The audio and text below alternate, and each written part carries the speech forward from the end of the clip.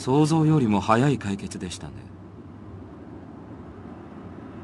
大した見せ物です。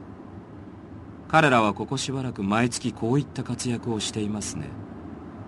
最近では頭数も増えているようですし、戦い方もなかなかユニークだ。あの塔にも頻繁に出入りしているようですしね。